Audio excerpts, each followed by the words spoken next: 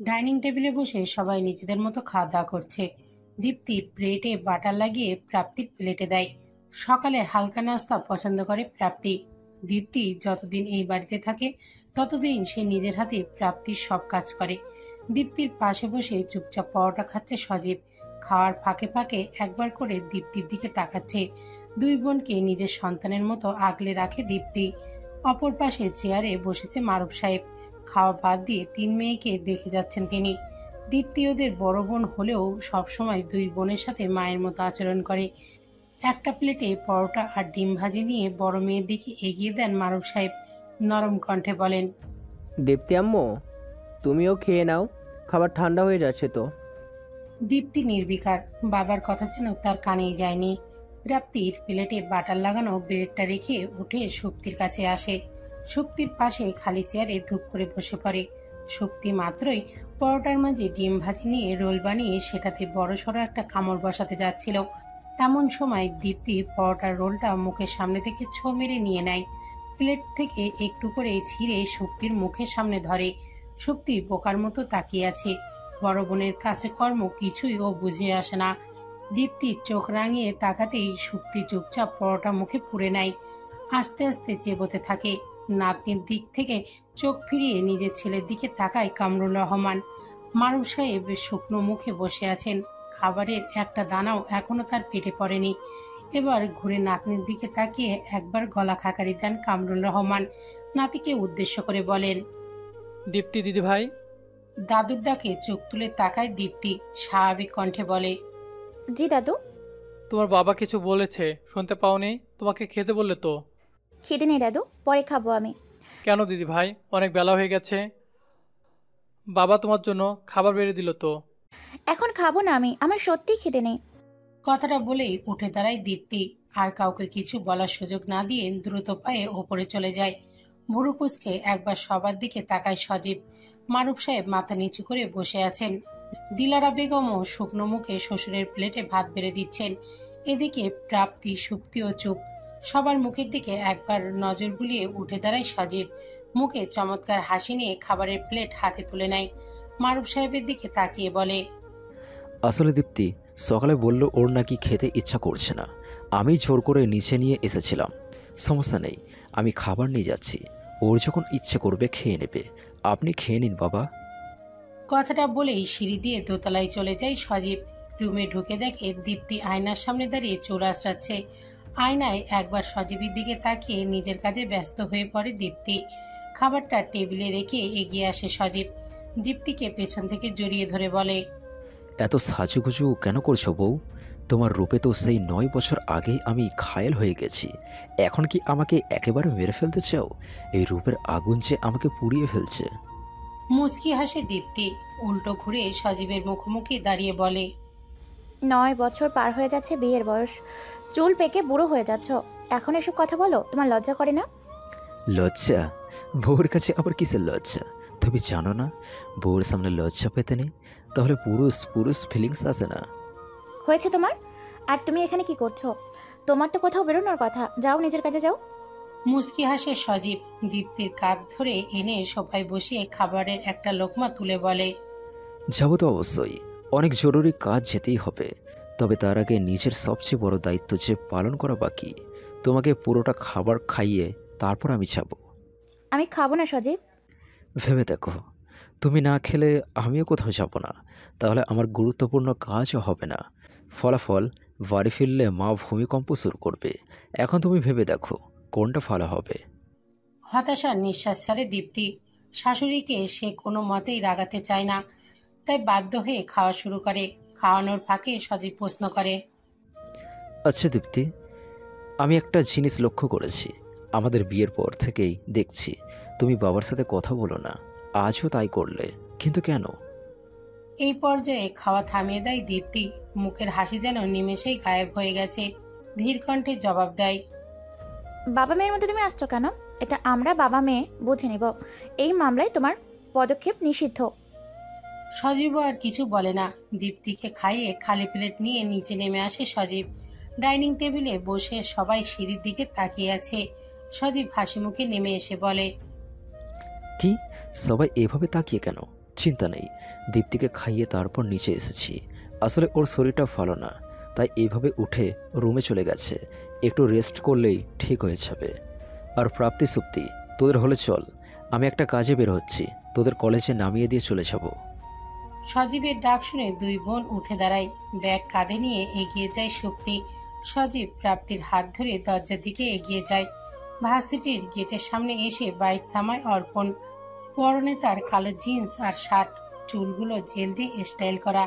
Bike থেকে নেমে সানগ্লাসটা চোখে পড়ে নেয়।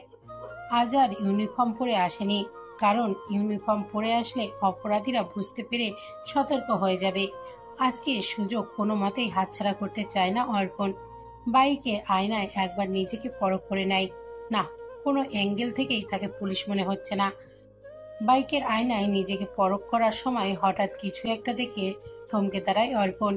একটানে সানগ্লাসটা খুলে ঘুরে পেছনে তাকায়। দেখে অর্পণের বয়সী একটা ছেলে প্রাপ্তির হাত ধরে এগিয়ে আসছে। অর্পণের নজর দুজনে ধরে রাখা হাতের দিকে। হাতে হাত রেখে দুজন এগিয়ে আসছে ভার্সিটির দিকে। প্রাপ্তির মুখে চমৎকার হাসি, দেখেই বোঝা যাচ্ছে লোকটি প্রাপ্তির খুব কাছের। তবে ঠিক কতটা কাছের, কি সম্পর্ক দুজনের মধ্যে? বুকের ভেতর ধুকপুক করছে অর্পণের। নিজের হৃদস্পন্দনের আওয়াজ যেন নিজেই শুনতে পাচ্ছে। কিন্তু কেন, এমন কেন হচ্ছে? ঘুরে দাঁড়ায় অর্পণ। হতে পারে এটা তার কোনো আত্মীয়। মেয়েটা অন্ধ, তাই হয়তো হাত ধরে নিয়ে যাচ্ছে। কিন্তু যেখানে নিজের বোনকে হাত ধরতে দেয় না, সেখানে এই ছেলেটাকে কেন ধরতে দিল? হোক সে আত্মীয়, কিন্তু বোনের চেয়ে কি বেশি আপন? নিজের মনে যুদ্ধ করে চলেছে অর্পণ। কোনো ছেলেকে প্রাপ্তির হাত ধরতে দেখে মস্তিষ্ক যেন এলোমেলো হয়ে গেছে। সব চিন্তা বাদ দিয়ে শুধু প্রাপ্তির নামটা মাথায় ঘুরপাক খাচ্ছে। মনের সাথে যুদ্ধে হেরে গিয়ে আবার পিছনে ঘুরে তাকায় অর্পণ। প্রাপ্তির হাত ধরে রাখা ছেলেটাকে খুঁটিয়ে খুঁটিয়ে দেখতে থাকে। ছেলেটা সাদা রঙের একটা শার্ট পরেছে, সাথে নীল রঙের জিন্স। তার চোখেও সানগ্লাস। হাইট মোটামুটি ভালোই, তবে দূর থেকে অর্পণ যতটুকু আন্দাজ করতে পারছে তাতে অর্পণের চেয়ে উচ্চতা একটু কমই হবে। গায়ের রং অর্পণের মতোই ফর্সা।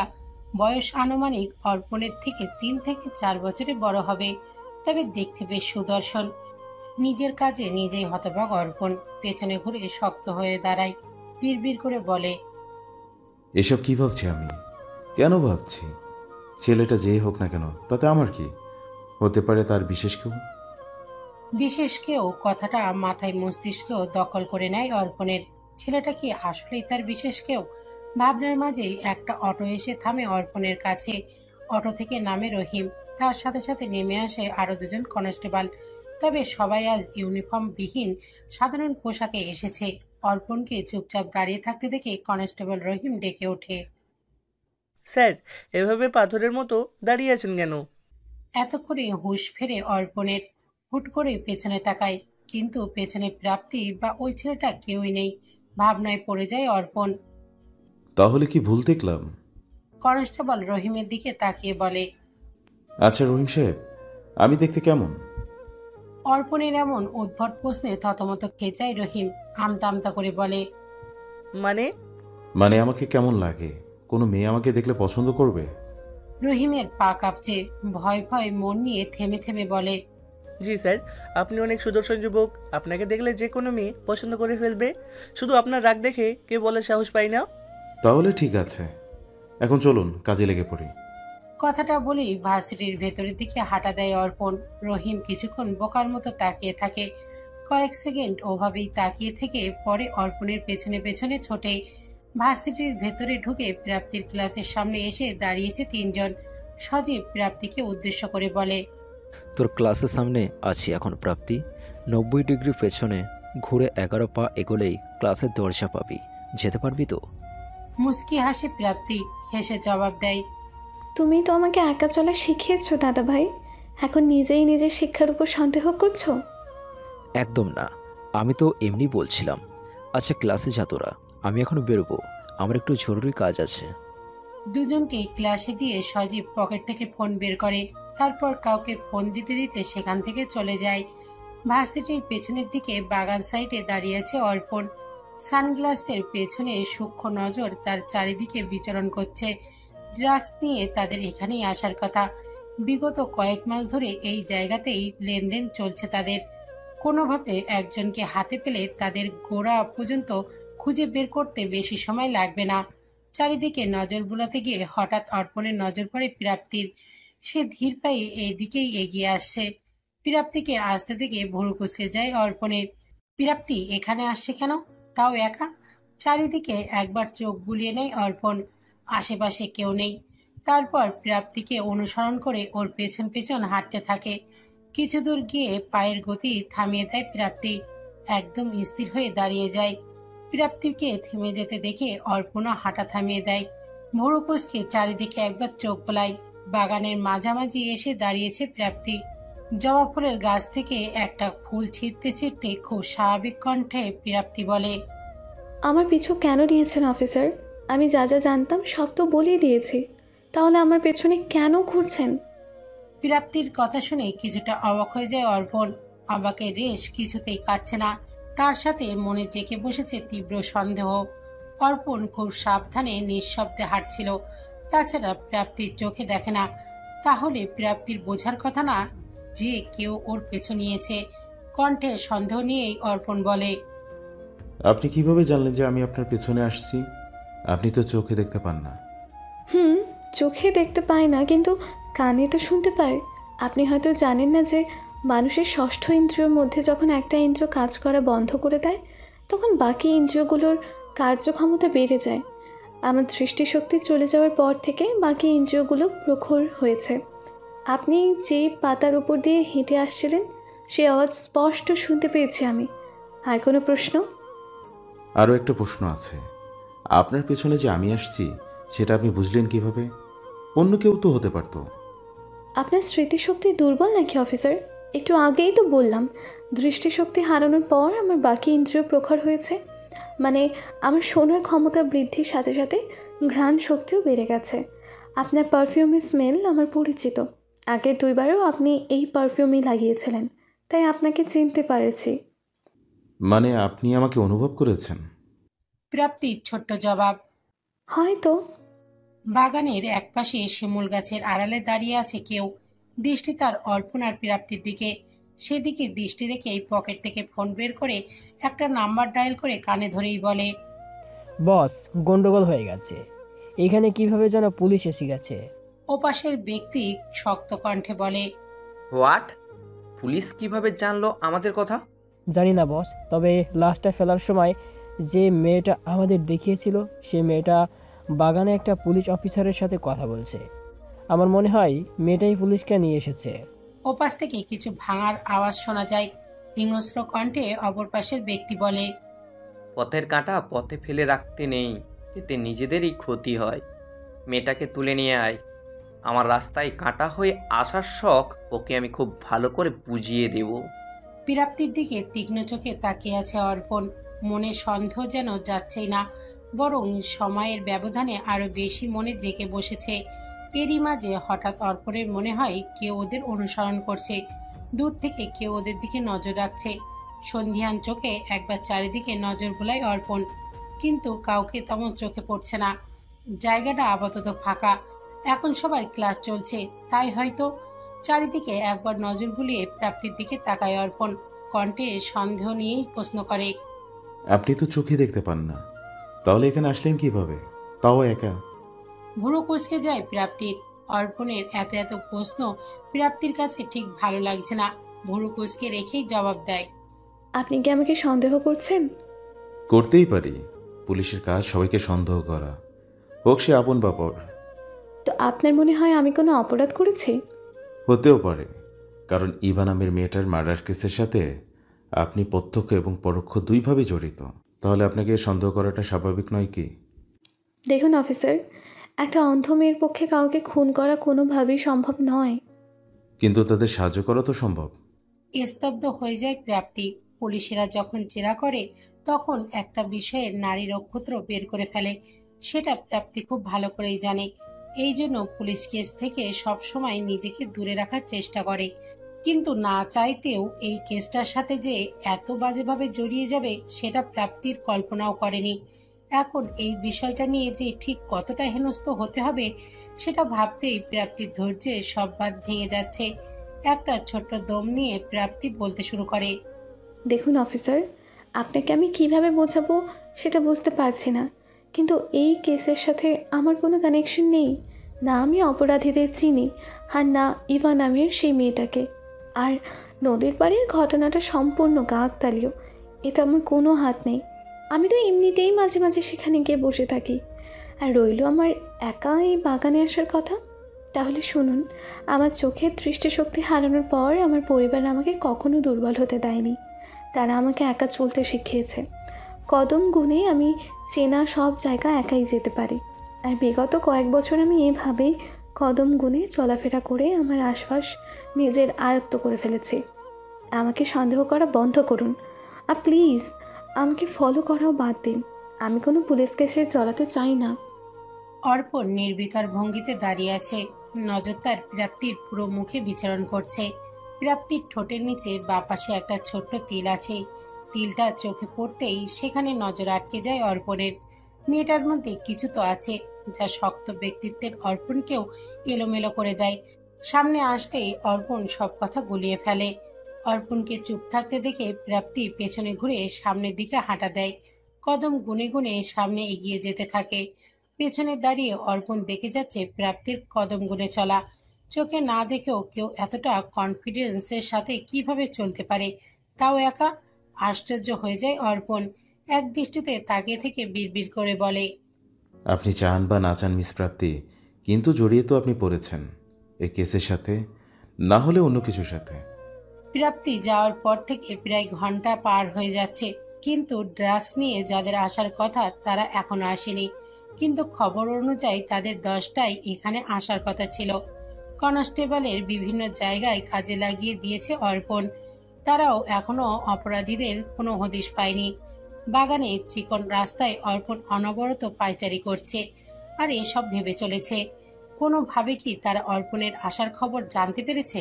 কিন্তু কিভাবে জানলো? এখানে যে পুলিশ আসবে সে খবর তো কেউ জানে না।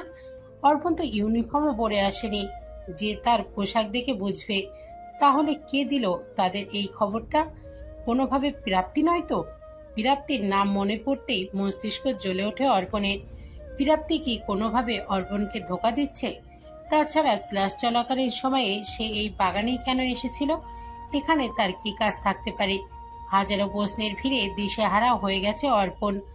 ঘুরে ফিরে সন্দেহের তীর ঘুরে যাচ্ছে প্রাপ্তির দিকে, কিন্তু প্রাপ্তি কোনো অপরাধী সেটা মন মানতে চাচ্ছে না। পকেট থেকে ফোনটা বের করে রহিমের নাম্বার ডায়াল করে অর্পণ। রিসিভ করতেই বলে, বাগান সাইডে চলে আসুন, এখানে ভালো করে নজর রাখুন, আমার অন্য একটা কাজ আছে, সেখানে যাচ্ছি। একদমই কথাগুলো বলে ফোন কেটে পকেটে রাখে অর্পণ। সানগ্লাসটা চোখে পড়তে পড়তে চলে যায় ভার্সিটির গেটের দিকে। রাস্তার অপর পাশে চায়ের দোকান থেকে এক কাপ চা নেয় অর্পণ। রাস্তার উল্টো দিকে দাঁড়িয়ে চা খেতে খেতে গেটের দিকে নজর রাখে। ভার্সিটিতে কে কে ঢুকছে আর কে কে বের হচ্ছে সেটাই নিজের তীক্ষ্ণ দৃষ্টিতে পর্যবেক্ষণ করে চলেছে অর্পণ। এরই মাঝে অর্পণের নজরে আসে প্রাপ্তি। সে ধীর পায়ে কদম গুনে গুনে রাস্তার দিকে এগিয়ে আসছে। সাথে একটা মেয়ে আছে অবশ্য, হয়তো ক্লাসের ফ্রেন্ড হবে।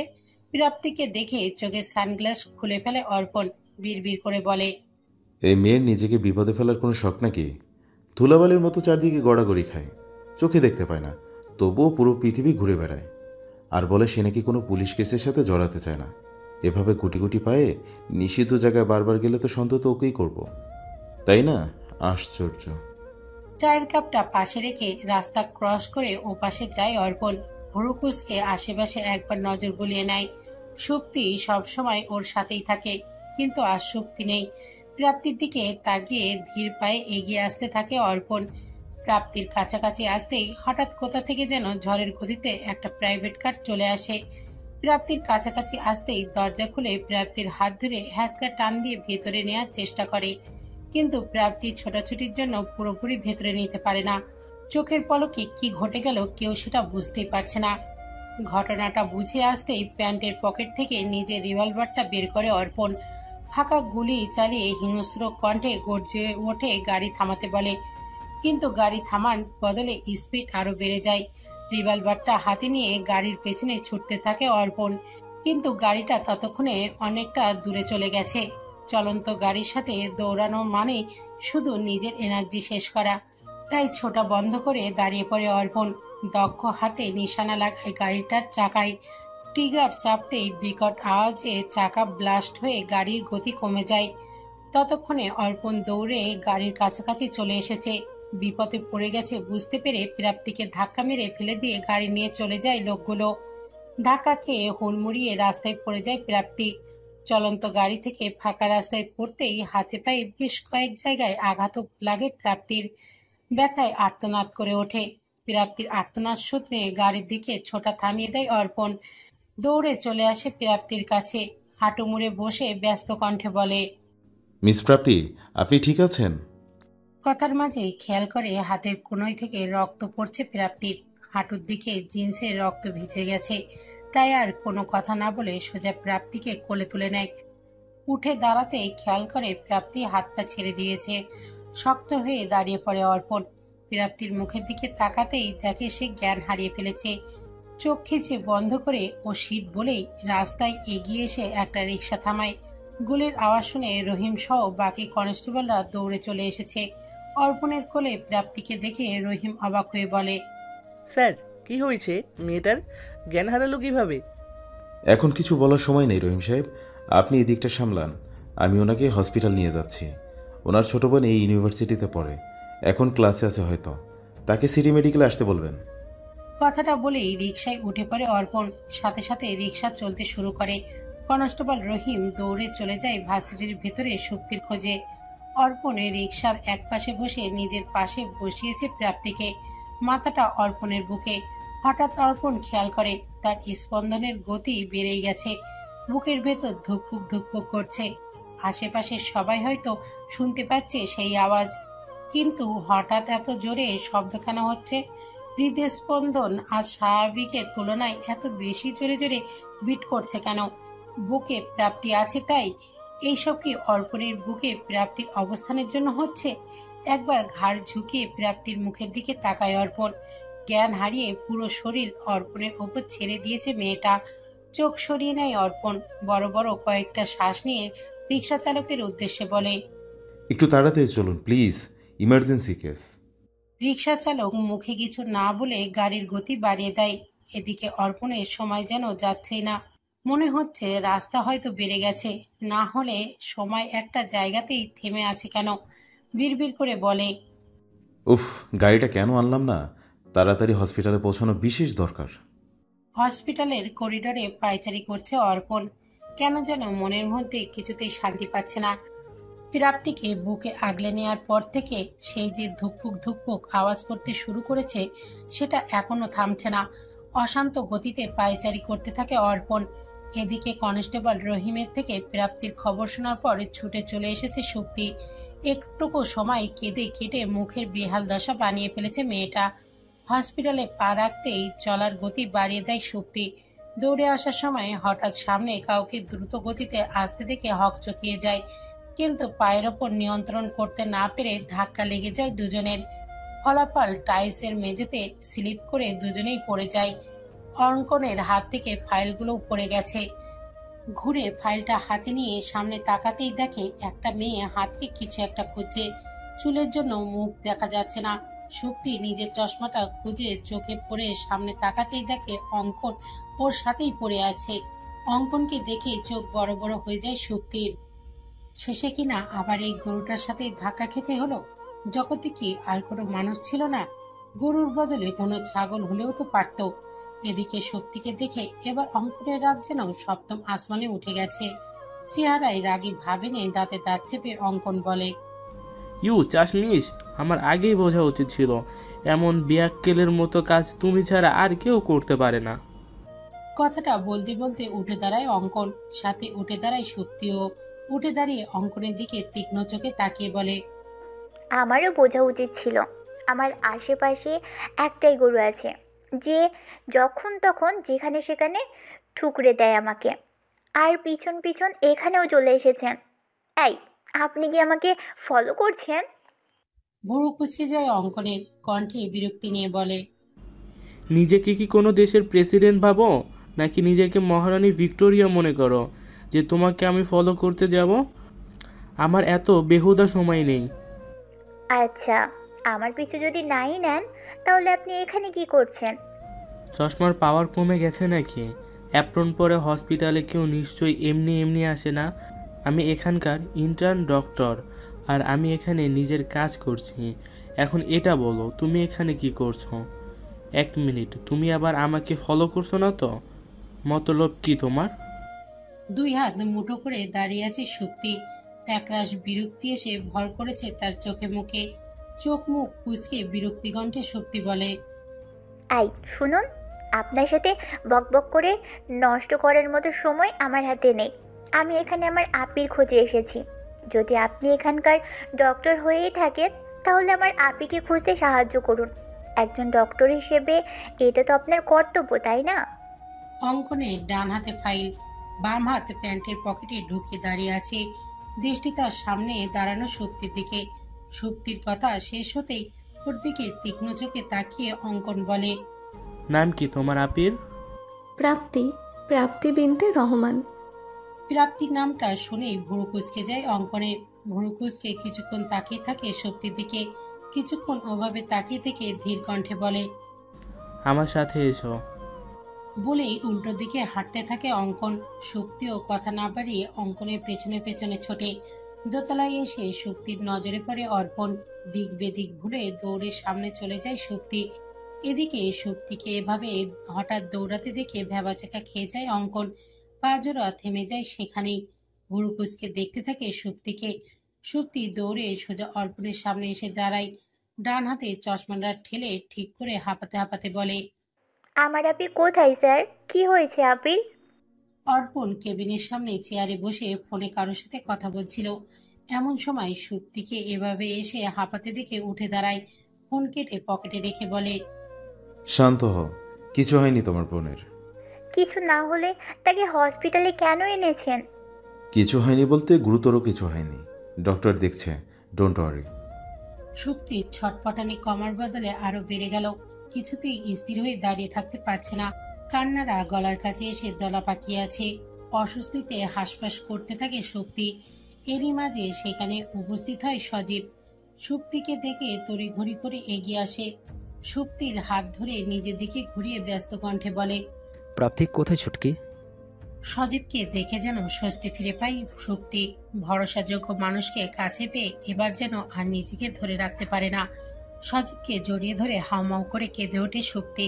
কান্নার জোরে কথা মুখের থেকে বেরই হচ্ছে না। সজীব অসহায়ের মতো সুপ্তির মাথায় হাত বুলিয়ে দিচ্ছে। পরিস্থিতি কিভাবে সামাল দিবে সেটাই বুঝতে পারছে না। এলোমেলো দৃষ্টি চারিদিকে তাকিয়ে প্রাপ্তিকে খুঁজতে থাকে। সজীবের দৃষ্টির অর্থ বুঝতে পেরে অর্পণ বলে, অর্পণের কথা শুনে ভুরু কুচকে তাকায় সজীব। প্রশ্নবোধক কণ্ঠে বলে, আপনি কে? এসআই মাহবুব অর্পণ খান, পেশায় একজন পুলিশ অফিসার, আর প্রাপ্তিকে আমি হসপিটালে নিয়ে এসেছি। অর্পণের দিকে তাকিয়ে কৃতজ্ঞতার কণ্ঠে সজীব বলে, thank you so much officer. আপনি জানেন না আপনি আমার কত বড় উপকার করলেন। প্রাপ্তির কিছু হয়ে গেলে আমি নিজেকে কখনো ক্ষমা করতে পারবো না। সজীবের দিকে ভুরু কুচকে তাকিয়ে আছে অর্পণ। প্রাপ্তির প্রতি সজীবের এত ভালোবাসা কোনো কারণেই সে মানতে পারছে না। নিজের ভাবনা দেখে নিজেই অবাক অর্পণ। সজীবকে কেন সে সহ্য করতে পারছে না। নিজের মনে মনেই বলে, আমি কি কোনো কারণে জেলাস ফিল করছি? কিন্তু কেন? এ কেনর কোনো উত্তর জানা নেই অর্পণের। মন শুধু এটাই বলছে, সজীব প্রাপ্তির কাছের কেউ না হোক, প্রাপ্তির ভালোবাসার ভাগ যেন অন্য কেউ না পায়। দম আটকে আসছে অর্পণের। প্রাপ্তির প্রতি সজীবের এত কেয়ার দেখে মন বলছে প্রাপ্তি সজীবের বিশেষ কেউ। কিন্তু কি সম্পর্ক দুজনের? অর্পণ কিভাবে জানবে যে এই ছেলেটা প্রাপ্তির কি হয়? সুপ্তিকে জিজ্ঞাসা করবে কি? কিন্তু জিজ্ঞাসা করা কি ঠিক হবে? না, সেটা ভালো দেখায় না। এমন শক্ত ব্যক্তিত্বের মানুষের এমন ছেলে মানুষই সাজে না। নিজের মনের সাথে ঠিক বেঠিক যুদ্ধে ব্যস্ত হয়ে পড়ে অর্পণ। অর্পণের ভাবনার মাঝে খুট করে কেবিনের দরজা খুলে যায়। ডক্টর যে ভেতরে যাওয়ার অনুমতি দিয়েছে সেটা বুঝতে আর কারো বাকি নেই। চল ছুটকি। এটুকু বলেই তড়িঘড়ি করে কেবিনের ভেতরে চলে যায় সজীব। সজীবের পেছনে পেছনে সুপ্তিও ভেতরে যাওয়ার জন্য পা বাড়ায়, কিন্তু অর্পণের কথাই থেমে যায়। অর্পণ সুপ্তিকে উদ্দেশ্য করে বলে, সুপ্তি 1 মিনিট দাঁড়াও। জি। একটা শুকনো কাশি দিয়ে পকেটে হাত গুজে সোজা হয়ে দাঁড়ায় অর্পণ। নিজের কাছেই অস্বস্তি লাগছে প্রশ্নটা করে। কণ্ঠ নিচে নামিয়ে ইনিয়ে বিনিয়ে অর্পণ বলে, আচ্ছা, এই ছেলেটা কে? আমার দাদা ভাই। একটু এগিয়ে আসে অর্পণ, আবারও ছোট্ট করে একটা কাশি দিয়ে গলা পরিষ্কার করে নেয়। তারপর ধীর কণ্ঠে প্রশ্ন করে, আর মিস প্রাপ্তির কি হন উনি? ভুরু কুঁচকে যায় সুপ্তির। অর্পণের কথা সুপ্তির কাছে বেমানান লাগছে। একজন পুলিশ অফিসার এমন আবোল তাবোল কথা বলতে পারে সেটা সুপ্তির জানা ছিল না। ভুরু কুঁচকে রেখেই সুপ্তি জিজ্ঞাসা করে, মানে তোমার সম্পর্কে দাদাভাই হয়, কিন্তু মিস প্রাপ্তির কি হয়? মাথার সমস্যা আছে নাকি আপনার? কি বলছেন এসব?